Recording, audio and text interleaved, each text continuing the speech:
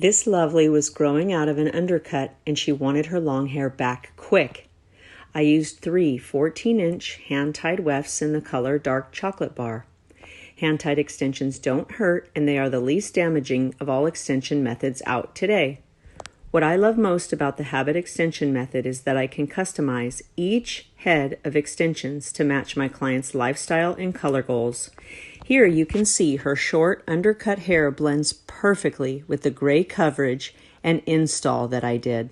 So fun.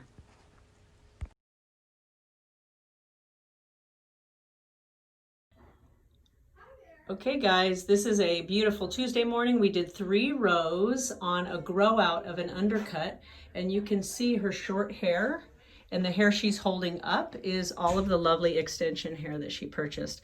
So Habit hand-tied extensions in San Diego. Bye.